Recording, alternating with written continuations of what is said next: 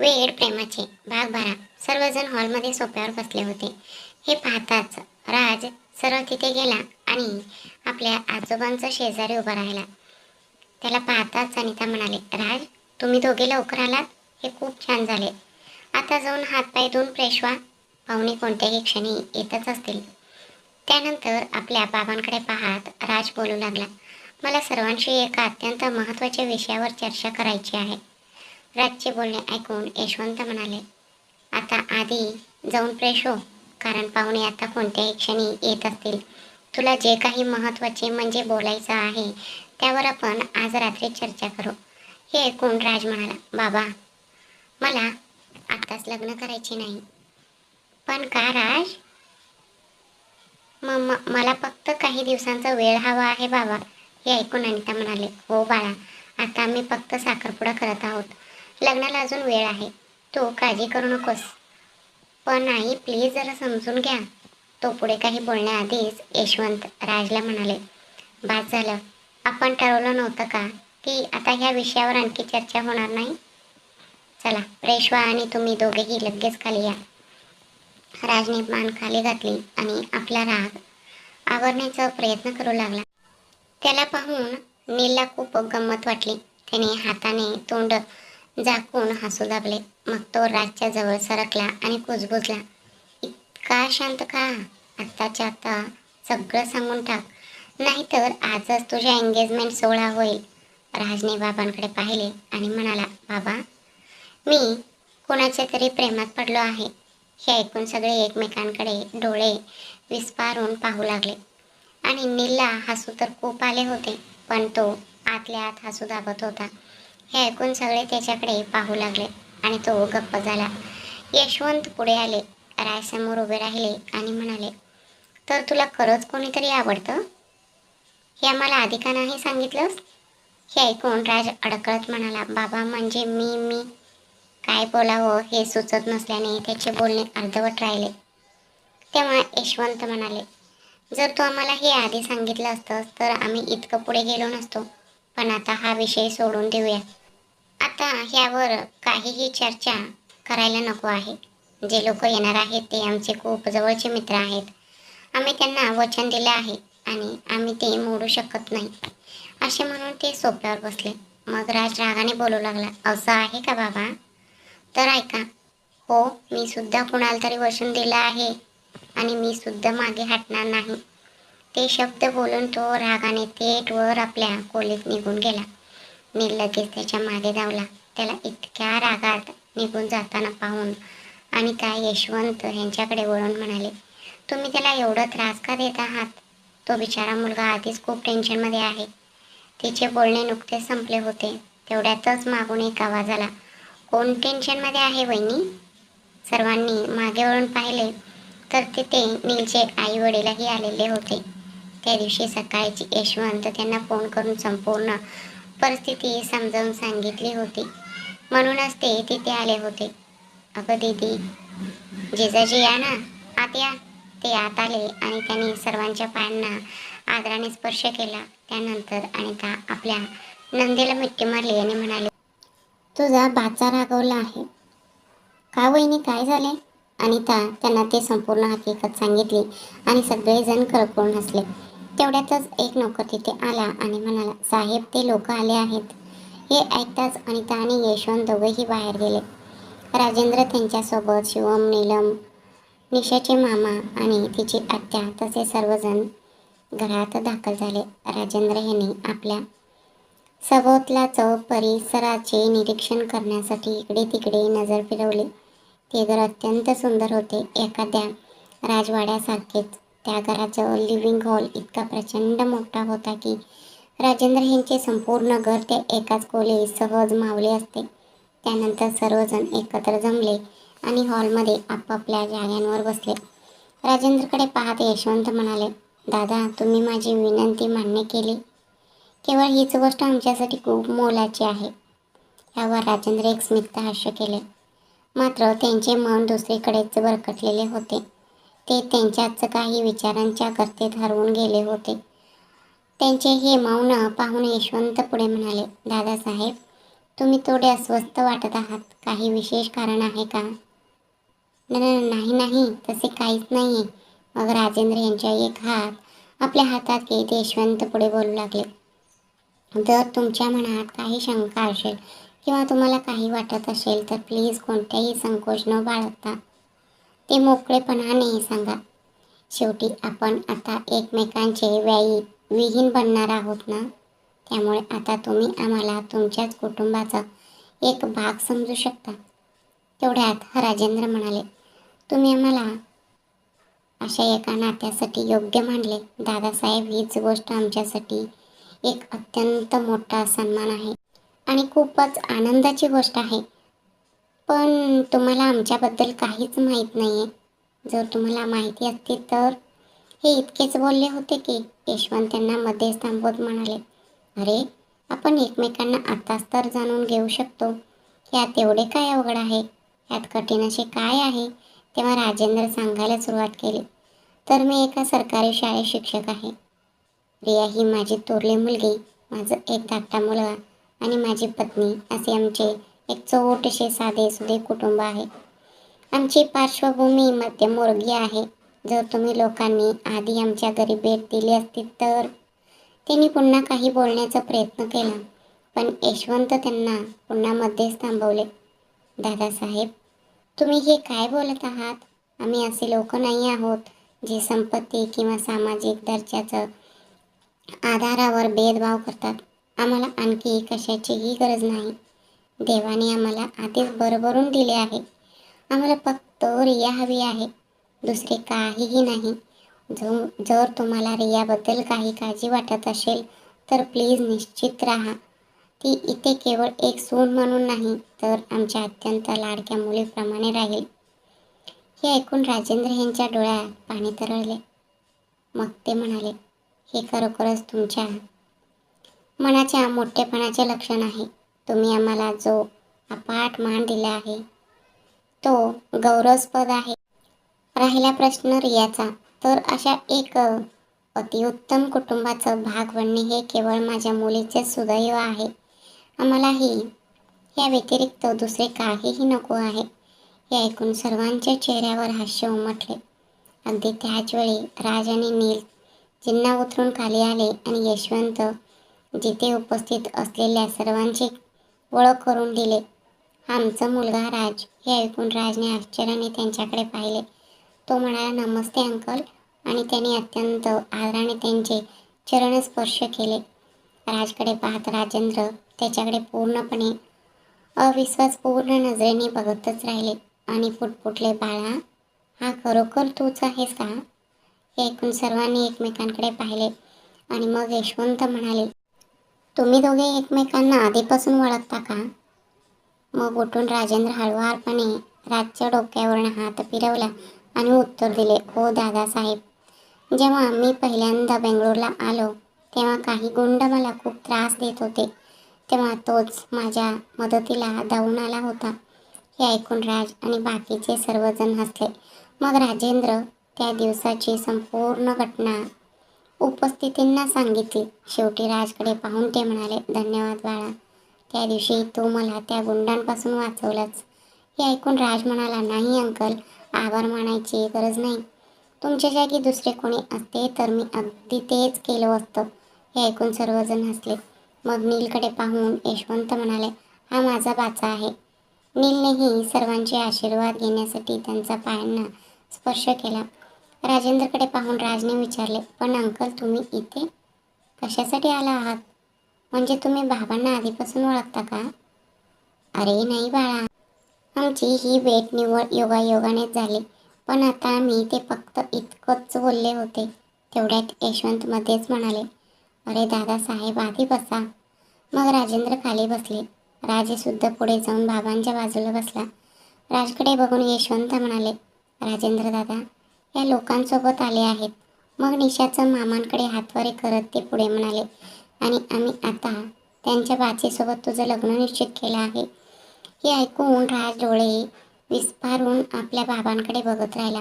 मग उभे राहून तो म्हणाला, वडीलधाऱ्यांसमोर असं बोलणे चुकते, पण बोलण्याबद्दल मी माफी मागतो. मग यशवंत यांच्याकडे पाहत तो पुढे म्हणाला, बाबा, मी एका मुलीचं प्रेमात आहे आणि नेमक्या ह्याच कारणामुळे मी तिच्याशिवाय दुसऱ्या कोणाशीही लग्न करणार नाही. हे ऐकून नीलच्या चेहऱ्यावर एक खोडकर हास्य पसरले. आता खऱ्या अर्थाने उंट पर्वतावरून खाली उतरलं आहे. शेवटी तुझ्याकडून सगळं काही बाहेर काढून घेतलंच नाही का दादा?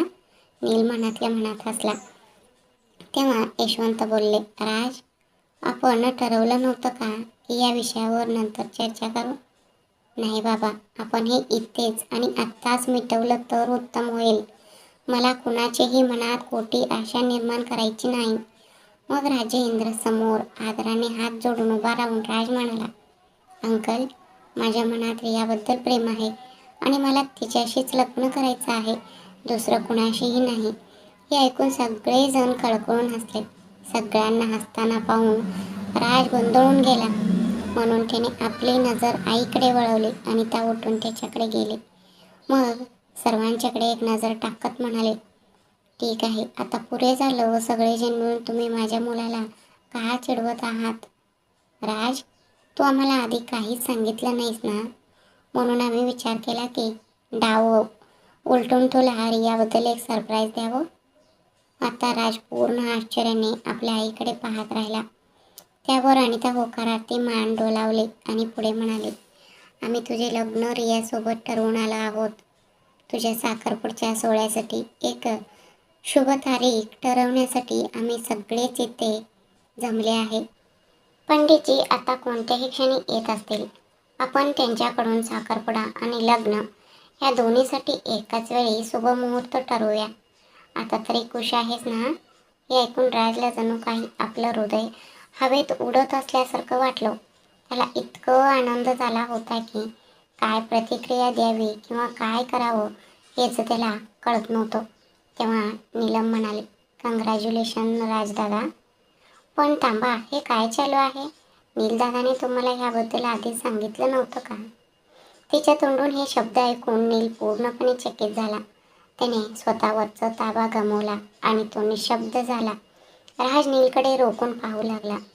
नजर चुकवत आणि अस्वस्थपणे इकडे तिकडे पाहत नील अडकळत म्हणाला, हा हो, अरे हो, मी तर पूर्णपणे विसरलोच. राज, आज कामाचा इतकं ताण होता की तुला सांगायलाच विसरून गेलो. बोलता बोलता तो लाजेने डोके खाजवू लागला.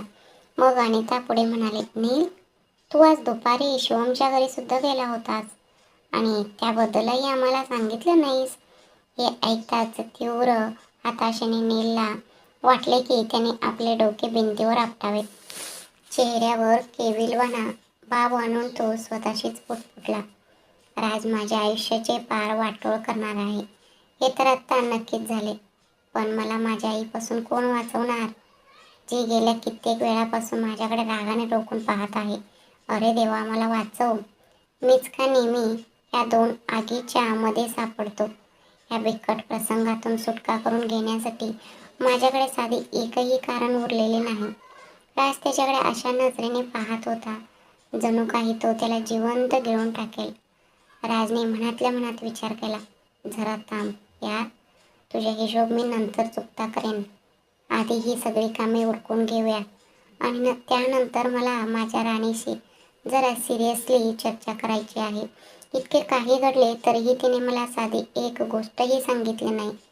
आज रात्री मी तुझ्याशी नक्कीच बोलेन जान. अलीकडे तू खूप जास्त गोष्टी लपवू लागले आहेस. त्यानंतर त्याने आपली नजर नीलकडे वळवली. हे पाहून नीलने फक्त एक लाचार ओसळले हसू चेहऱ्यावर आणले. राज नीलला काहीतरी बोलणारच होता. तेवढ्यात पंडितजी तिथे येऊन पोचले. पंडितजींना पाहताच सर्वांनी त्यांना वाकून नमस्कार केला. यशवंत यांच्याकडे पाहत पंडितजी म्हणाले, ठाकूर साहेब, राजने अखेर लग्नासाठी संमती दिली आहे. हे कळल्यावर मला अतिशय आनंद झाला. हो पंडितजी, प्लीज मला साखरपुड्यासाठी एखाद्या चांगलं शुभ मुहूर्त सांगा, त्यानंतर आपण लग्नाचेही पाहू. हे ऐकून पंडितजी म्हणाले, आवश्यक ठाकूर साहेब, मला साखरपुडा आणि लग्नासाठी अत्यंत शुभ असे मुहूर्त सापडले आहेत. साखरपुडा आजपासून 12 दिवसांनी आणि लग्न पुढील महिन्याचं 1 तारखेला. हे ऐकून सर्वांनाच खूप आनंद झाला, पण राजेंद्र यांच्या चेहऱ्यावर मात्र चिंतेशी पुसटसही चटक उमटली आणि त्यांच्याकडे पाहत विचारले, काय झाले दादा? काही अडचण आहे का? तुम्ही काहीसे चिंतित दिसत आहात. नाही नाही ताई, मी फक्त हाच विचार करत होतो की इतक्या कमी वेळात मी सर्व काही कसे पार पाडेन. म्हणजे हा 1 महिना तर अगदीच वेगाने निघून जाईल असे वाटते. त्यांच्याकडे पाहत यशवंत म्हणाले, तुम्ही मुळीच काळजी करू नका. सर्व काही व्यवस्थित पार पडेल. आता तुम्ही एकटे नाही आहात. आम्हीही तुमच्यासोबत आहोत. त्यामुळे काळजी करण्याचे काहीच कारण नाही. त्यानंतर पंडितजी म्हणाले, आता जर तुम्हाला दुसरं एखाद्या शुभ मुहूर्त पाहायचं असेल तर आणखी एक मुहूर्त आजपासून 4 महिन्यांनी आहे. हे ऐकून यशवंत म्हणाले, नाही नाही पंडितजी, पुढच्या महिना अगदी योग्य ठरेल. मग त्याने राजेंद्रकडे पाहिले आणि विचारले, हो ना दादासाहेब? राजेंद्र संमतीदर्शक मान हलवले. तेव्हा पंडितजी जाहीर केले, ठीक आहे, तर 15 दिवसात साखरपुडा होईल आणि त्यानंतरच्या महिन्यात लग्न. मग राजेंद्र म्हणाले, आम्ही तरी काय करणार दादासाहेब, शेवटी आम्ही नवरीकडचे आहोत. मग राजेंद्रकडे पाहत यशवंत म्हणाले, दादासाहेब, आम्ही असं विचार करत होतो की साखरपुडा मुंबईमध्ये करावा, तर लग्न इथे बेंगळूरमध्ये. अर्थात जर तुमच्या याला काही आक्षेप नसेल तर.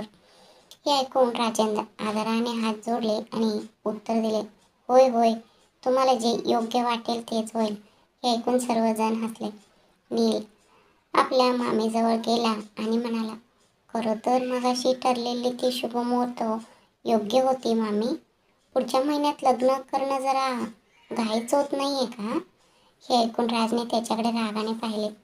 त्यामुळे नीलने आपल्या ओठांवर बोट ठेवले आणि तो शांतपणे खाली बसला. मग राजकडे पाहत त्याने विचारले, अरे, तू माझ्याकडे असं रागाने का पाहतोय? मी तर फक्त मस्करी करत होतो. मग राज नीलच्या जवळ गेला, त्याचा कानापाशी वाकला आणि कुजबुजला, आता तू मात्र लोकांच्या चेष्टेचा विषय ठरणार आहेस यार. फक्त वाट बघ आणि बघत राहा. त्यानंतर तो त्याची आजोबाकडे गेला. त्यांना प्रेमाने मिठी मारली आणि म्हणाला, थँक्यू सो मच आजोबा. हे ऐकून यशवंत कुतूहलाने त्यांच्याकडे पाहिले. थोड्या वेळाने राजने सर्वांना उद्देशून म्हणाला, तसा पाहिला तर माझ्या मनात निशासाठी एक चांगल्या लग्नाचा प्रस्ताव आहे. हे ऐकून नील पूर्णपणे अवाक झाला. त्याचे तोंड अक्षरशः उघडेच राहिले. राज पुढे म्हणाला, कसा आहे ना, माझा वरुण नावाचा एक मित्र आहे आणि त्याची फॅमिली सध्या त्याच्यासाठी मुलगी शोधत आहेत. तो सुशिक्षित आहे, स्वतःचा व्यवसाय सांभाळतो आणि एका प्रतिष्ठित कुटुंबातील आहे. त्याच्या घरच्यांनी एकदा माझ्याकडे ह्याबद्दल बोलून दाखवलं होतं. म्हणून मला वाटतं की जोडी जमली तर ती खूपच छान होईल. त्याने सभोवतालची सर्वांकडे पाहिले आणि चेहऱ्यावर एक लख्ख हास्य आणत तो पुढे म्हणाला, निशासाठी खूपच चांगले स्थळ आहे. एकदा विचार करा. हे ऐकून नीलने डोळे विस्फारून राजकडे पाहिले. इकडे राजच्या चेहऱ्यावर मात्र एक कुटील हास्य उमटले होते. निशाचे लग्न वरूनशी होईल ह्या विचाराने त्याला मनातून खूपच मजा वाटत असावी. नीलला मात्र अचानक संतापाचा उमाळा आला आणि तो जोरात ओरडला, नाही. त्याची ती तीव्र प्रतिक्रिया पाहून सर्वांनीच त्याच्याकडे वळून पाहिले. गोंधळून जाऊन नीलने इकडे तिकडे संकोचाने पाहिले आणि अडखळत म्हणाला, अरे, म्हणजे मला म्हणायचं होतं की ती अजून खूपच लहान आहे. तिचं शिक्षणही अजून पूर्ण झालेलं नाही आहे. हे ऐकून नीलची आई म्हणाली, अरे, तुला कुठे तिचं वयाबद्दल माहीत आहे? हे ऐकून नील गप्प झाला. म्हणून राज मध्येच म्हणाला, तुम्ही काळजी करू नका. शेवटी रियाचेही शिक्षण अजून पूर्ण झालेलं नाही, नाही का? तरीही तिचं लग्न होणार आहे, नाही का? लग्नानंतर तिला हवं तितकं शिक्षण ती घेऊ शकते. वरुण आणि त्याचे घरचे खूप चांगले लोक आहेत. तुम्हाला काळजी करण्याची अजिबात गरज नाही. तर जेव्हा आपण साखरपुड्याच्या कार्यक्रमाला जाऊ तेव्हा आपण निशूच्या आई वडिलांशी याबद्दल बोलू. त्या क्षणी नीलचा चेहरा पाहण्यासारखा होता. जर त्याच्या हातात असतं तर त्याने तिथेच राजच्या गळा दाबला असता. नीलची अशी प्रतिक्रिया पाहून राजला खूप मजा आली. तू मला कोंडीत पकडण्याचा प्रयत्न केलास नाही का? बर, आता बघ मी तुला माझ्या तालावर कसं नाचवतो. तेवढ्यात पंडितजी म्हणाले, ठीक आहे ठाकूर साहेब, तर मग लग्न 1 महिन्याने ठरलं. मग यशवंत हसत म्हणाले, हो अगदी योग्य आहे. राजेंद्रकडे वळून अनिता म्हणाले, दादा, आम्हाला प्रचंड आनंद झाला आहे. रियाला घरी आणायसाठी आम्ही थांबू शकत नाही आता. रियाला घरी आणायचं हा शब्द ऐकून सर्वजण हसले. मग पंडितजींना दक्षिणा दिल्यानंतर सर्वांनी आदराने हात जोडले. पंडितजीही त्यांना आशीर्वाद देऊन निरोप घेतला. थोड्या वेळाने सर्वजण जेवायला बसले. तेव्हा राजेंद्र म्हणाले, दादा, आमच्या परंपरेनुसार आम्ही मुलीच्या घरी पाणीसुद्धा पित नाही. हे ऐकून अनिता म्हणाले, पण आता हे तिचं घर आहे. आपल्या मुलीचं घर हे केवळ सुनेचं घर नाही. मग तुम्हाला इथे पाणी पिण्याचं संकोच का वाटावं? मग त्यांनी त्यांना बसवण्याचा आग्रह केला आणि आदराने टेबलावर बसवले. राजेंद्र आदराने हात जोडून म्हणाले, ठीक आहे, तारीख आता निश्चित झाली आहे. तुम्ही सर्वांनी मुंबईला भेट द्यावी अशी आमची मनापासून इच्छा आहे. आम्ही तुमच्या आगमनाची मोठ्या आतुरतेने वाट पाहू. प्लीज आम्हाला तुमच्या पाहुणचार करण्याची संधी द्या. मग यशवंत म्हणाले, ठीक आहे दादा, ये जा करणे आता आयुष्याचा एक अविभाज्य भाग बनणारच आहे. आणि निश्चित राहा, तुम्हाला काळजी करण्याची अजिबात गरज नाही. साखरपुडा मुंबईमध्येच होईल आणि मग आपण लग्न इथेच करू. अर्थात जर तुमच्यापैकी कुणाचा काही आक्षेप नसेल तर. नाही दादा, त्यात आक्षेप घेण्यासारखं काय आहे? तुम्हाला जे योग्य वाटेल ते करा. मग यशवंत हात जोडून म्हणाले, तुम्ही सर्वांनी 2 दिवस आधीच इथे यावं अशी माझी इच्छा आहे. राज आणि नील इथल्या सर्व व्यवस्थेची देखरेख करतील. तुम्हाला काळजी करण्यासारखं काहीच नाही. शेवटी हे दोघे तुमच्यासाठी मुलांसारखेच नाहीत का? हे ऐकून राजेंद्र यांच्या डोळ्यात पाणी आले. ते मनातल्या मनात विचार करू लागले, अरे देवा, कदाचित माझ्या मुलीने तिच्या मागील जन्मात काहीतरी मोठे पुण्यकर्म केले असावे. म्हणूनच तिला इतके सुंदर कुटुंब आणि इतका चांगला जीवन साथीदार सुद्धा मिळाला आहे. राजेंद्र विचारात गढलेले आहेत हे लक्षात आल्यावर यशवंत पुन्हा म्हणाले, तुम्ही काळजी करण्याची काही गरज नाही. आम्ही सर्वजण तुमच्या पाठीशी आहोत, नाही का? हे ऐकून राजेंद्र सुद्धा हसले. थोड्या वेळाने त्यांनी निरोप घेतला आणि ते घराकडे निघाले. दरम्यान निशा आणि रियाही बाजारातून परतल्या होत्या. जेव्हा राजेंद्राने इतर मंडळी घरी पोचले तेव्हा नीलमने त्या दोन्ही मुलींना रूममध्ये नेले आणि तिथे घडलेल्या सर्व गोष्टी त्यांना सविस्तर सांगितल्या. रियाचं डोळ्याचं मोर, राजेचं चेहरा तरळू लागला आणि लग्नाचा विषय निघताच लाजेने तिचे गाल लालबुंद झाले. त्यानंतर राजेंद्र रियाकडे गेले आणि त्यांनी तिला दुसऱ्या दिवशी मुंबईला यायला सांगितले. मात्र निशाने मध्येच हस्तक्षेप केला आणि रियाचं परीक्षांचे कारण देत तिला घरी थांबवण्याचा आग्रह धरला. काका, तुम्ही टेन्शन घेऊ नका. मी आणि रिया साखरपुड्याची खरेदी पूर्ण करू आणि 2 दिवस आधीच येणार. हे ऐकून राजेंद्र गेस्टरूममध्ये निघून गेले. थोड्याच वेळाने रिया आणि निशा शिवमसोबत त्यांच्या पीजीवर परत जाण्यासाठी निघाल्या. आता रात्रीचे 9 वाजले होते. शिवमने रिया आणि निशाला त्यांच्या मुक्कामाच्या ठिकाणी सोडून दिले होते आणि तो तिथून निघूनही गेला होता. रिया फ्रेश होण्यासाठी बाथरूममध्ये गेली. अगदी त्याच वेळी निशाचा फोन वाजला. तो फोन राजचा असल्याचे पाहताच तिने फोन उचलण्यापूर्वी वॉशरूमच्या दिशेने एक जलद कटाक्ष टाकला. मग फोन उचलताच पलीकडून राजने विचारले, निशा, रिया कुठे आहे? ती वॉशरूममध्ये गेली आहे. राजांनी, हो, कंग्रॅच्युलेशन. थँक्यू निशा. जर रिया परत आली तर तिला कळव. मी 2 तासात तिला भेटायला येतोय. ठीक आहे, मी आता फोन ठेवतो. कॉल कट झाला. तेव्हा रिया बाथरूममधून बाहेर आली. तेव्हा निशा तिच्याकडे हसून बघत म्हणाले, बर, आता तुझ्याशिवाय तुझ्या ठाकूर साहेबांना नक्कीच झोप लागणार नाही वाटतं. ते 2 तासात येत आहेत. हे ऐकून रिया आश्चर्याने डोळे विस्फारून निशाकडे बघत राहिले. काय? ठाकूर साहेब येत आहेत? हो ग, त्यांचा फोन आला होता. पण निशा, मी त्यांना भेटणार नाही. ठीक आहे, तर मग फोन करून त्यांना स्वतःच तसे सांग. काय मी सांगू? नाही नाही, म्हणजे मी त्यांना भेटणार नक्कीच. पण त्यांना सांगते की त्यांनी यापुढे अशा प्रकारे इथे येऊ नये. असं भिंतीवरून चढून येणं खरोखरच योग्य वाटतं का? आपण उद्या कॉलेजमध्ये सहज भेटू शकलो असतो, नाही का? पण नाही, त्यांना तर सगळं आपल्याच मनासारखं करायचं असतं. कोणास ठाऊक त्यांचं डोक्यात नेमकं काय चाललेलं असतं. हो रिया, तुझं म्हणणं अगदी बरोबर आहे. पण तुझ्या त्या नवऱ्याला समजावून सांगणार तरी कोण? निशाने विचारले. हे विचारताना ती रियाकडे पाहत होती, जी आपली नजर दुसरीकडे वळवत होती. कारण राजचा नवरा म्हणून नुसता शब्द काढताच तिचे गाल लाजेने लालबुंद झाले होते. स्वतःला सावरत ती अखेर म्हणाली, अगं, उद्या परीक्षा आहे ना, चल आपण अभ्यासला बसूया. तू पण ना निशा, नेहमीच अगदीच विचित्र गोष्टींवर अडकून बसतेस. हे ऐकून निशाने डोळे मोठे करून रियाकडे संशयसी नजरेने पाहिले.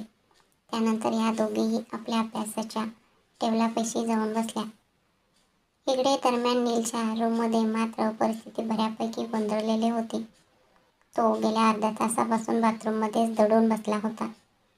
दरवाजाच्या दुसऱ्या बाजूने आवाज देत राजने त्याला बजावले. नील, जर तू पुढच्या 5 मिनिटात बाहेर आला नाहीस तर मी शपथ घेऊन सांगतो, मी हा दरवाजा लाथ घालून तोडून टाकेन.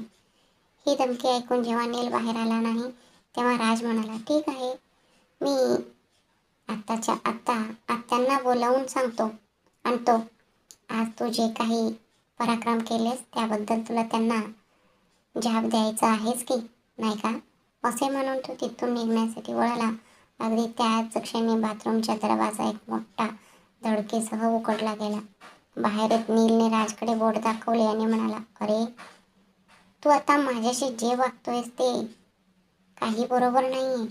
हे ऐकून राज सावकाश त्याच्या दिशेने सरकला. त्याने आपली एक बोवाई उंचवली आणि विचारले, अरे खरंच? आणि तू माझ्याशी जे वागलास त्याचं काय? मग नीलला त्या क्षणी घाबरट वाटू लागले. राजचे ते शब्द ऐकून तो अडखळत म्हणाला, ते ते मी तुला सांगितलं होतं ना, कामाच्या तणावामुळे मी तुला सांगू शकलो नाही. हे ऐकून राजचा राग आणखीच भडकला. त्याने नीलला ढकलून सोफ्यावर पाडले आणि तो थेट त्याच्या अंगावर चढून बसला. श्वास घेण्यासाठी धडपडत नील ओरडला, तू तर माझा जीवच घेतोस की काय? अरे ये मूर्ख, माझ्या अंगावरून खाली उत्तर पहिला. मग राजने नीलचा गळा पकडला आणि त्याला दरडावून विचारले, मला आत्ताच्या आत्ता सांग, तू मला आधी का सांगितलं नाहीस? आणि मला तुझी ती काहीही फालतू गोष्टी सांगू नकोस. श्वास रोखला गेल्यामुळे होणाऱ्या त्रासातून नील कसाबसा म्हणाला, तू आधी मला सोडलं तरच मी बोलू शकेन ना? त्यावर राजने त्याच्या पोटात जोराचा एक टोचा हाणला. मग त्याच्या अंगावर उठत तो म्हणाला, मग आता बोल. अरे राज, किती मागे लागला आहेस? मी खरं सांगतो यार. अरे नील, पुन्हा खोटं बोलतोयस? मला सगळं माहीत आहे, तुझे सगळे नाटक. हे ऐकून बिचाऱ्या नीलने केविलपणा चेहरा केला. मग राजकडे बघून त्याने पटकन त्याला मिठी मारली आणि म्हणाला, कॉंग्रॅच्युलेशन दादा, माझ्या भावाला अखेर त्याचं प्रेम मिळालं. असं म्हणत त्याने राजच्या गालावर एक चुंबन घेतलं. राजने त्याला दूर ढकललं. माझ्यापासून दूर हो मूर्ख, तू फक्त मला गंडवत आहेस. अरे दादा, सोडून दे ना यार. मी तुला नाही सांगितलं तर काय झालं? एवढी मोठी बातमी सरप्राईज म्हणून मिळालं तुला, आवडलं नाही का? राजने त्याच्याकडे रागाने पाहिलं. माझ्याबद्दल विसर, मला माझं सरप्राईज आधीच मिळालं आहे. पण आता तुझं काय होणार निल्या? हां, ही निल्या काय आहे? ती खाली असायला पाहिजे ना, जसे गब्बर सिंग शोले सिनेमात बोलतो. राजने त्याच्याकडे रागाने पाहिले. हो, आणि आजपासून मी तुझ्या प्रेमकथेला गब्बर सिंग आहे, हे तू नीट समजून घेतलेलंच बरं. अरे दादा, जरा ऐक ना, माझ्याकडून चूक झाली, ठीक आहे ना? मला फक्त माफ कर. मी तर तुला फक्त थोडी मस्करी करत होतो. हो, म्हणजे तू माझी मस्करी केलीस? बर, मग आता स्वतःचीच मस्करी करून घ्यायला तयार हो. बाहेर पडताना राज असं म्हणाला. नील त्याचा मागोमाग धावला आणि वरडून म्हणाला, हे बघ राज, मी तुला ताकीद देतोय, जर तू माझ्या आणि निशाच्या प्रकरणामध्ये त्या वरुणला ओढण्याचा प्रयत्न केलास तर मी देवाची शपथ घेऊन सांगतो, मी साक्षात इंद्रदेव बनेन आणि त्या वरून वर माझ्या क्रोधाचं वर्षाव करेन. त्याचे बोलणे पूर्णपणे दुर्लक्षित करत राजे फक्त म्हणाला, गुड नाईट नील, आणि बाहेर निघून गेला. बिचारा नील हताश होऊन डोक्याला हात लावून खाली बसला. मग चेताकडे पाहत तो जोरात ओरडला, हे देवा, तू तर मला खऱ्या संकटात टाकलायस. आता रातच्या त्या धोकादायक कारस्थानापासून मला कोण वाचवणार? देवा, प्लीज मला वाचव, अशी विनंती करत त्याने आपला फोन उचलला आणि तो पुन्हा रूममध्ये गेला. रात्रीचे 11:30 वाजले होते. रियाला काही केल्या झोप लागत नव्हती. ती गेल्या 1 तासापासून इकडे तिकडे फेऱ्या मारत होती. शेवटी घड्याळाकडे पाहत ती पुटपुटली, कुणास ठाऊक ते इथे कधी पोचणार असेल. मग तिने निशाकडे पाहिले. निशा तिच्याकडे एक अर्थपूर्ण हास्य करत पाहत होती. अगं, आता बस तरी खाली. जेव्हा जिजू येतील तेव्हा ते तुला नक्कीच हाक मारतील ना. तू तुझ्या बिचाऱ्या पायांना उगाचच का त्रास का देतेस? तू आतापर्यंत बाल्कनीतून बाहेर किमान 10 वेळा तरी डोकावून पाहिलंस. अगं, मी आधीच खूप टेन्शनमध्ये आहे गं, त्यामुळे प्लीज मला आणखी त्रास देऊ नकोस यार. रियाला पाहून निशाला हसू आवरले नाही. ठीक आहे, तर मी आता झोपायला जाते. रियाच्या हातात फोन देत ती म्हणाली, हे घे, तुझ्याजवळ ठेव. राजा आल्यावर फोन करतील, ओके? ठीक आहे, जा तू झोप, गुड नाईट. मग रिया थोडा वेळ इकडे तिकडे भटकत राहिली. अखेरीस ती एका खुर्चीत बसली आणि पुस्तक वाचू लागली. थोड्या वेळाने बाल्कनीत काहीतरी पडल्याच्या आवाजाने रिया दचकली आणि लगेच उठून उभी राहिली. तिने घड्याळाकडे पाहिले. 12:30 वाजायला आले होते. आणि मग निशाचं मोबाईल तपासला. राजने 7 मिस कॉल केल्याचे पाहून तिचे डोळे आश्चर्याने विस्फारले. रिया तिथेच पुस्तक वाचता वाचता झोपी गेली होती. निशाचा फोन सायलेंट मोडवर असल्यामुळे तिला कॉल आल्याचं कळलं सुद्धा नव्हतं. अरे देवा, त्याने इतक्या वेळा फोन का केले? मला पुस्तक उचलायची काय गरज होती? मला आताच झोप येत आहे. ठाकूर साहेब काय विचार करत असतील? ते रागाने निघून गेले का? हो, पण तो आवाज कोणाचा होता? मी जाऊन बघू का?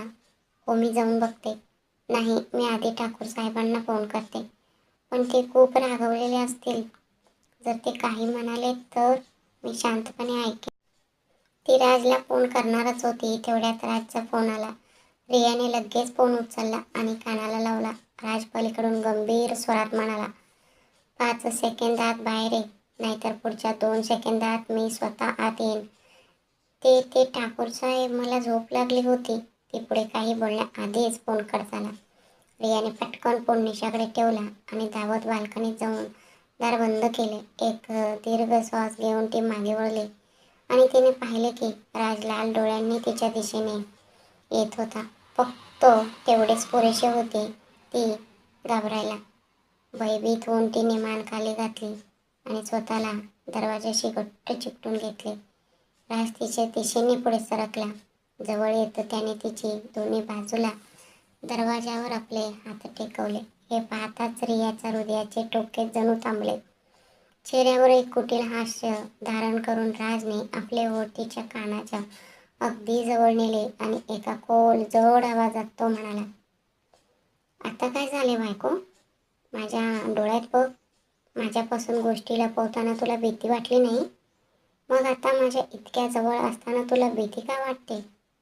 एक दीर्घ श्वास घेत तो रियाचा आणखीनच जवळ सरकला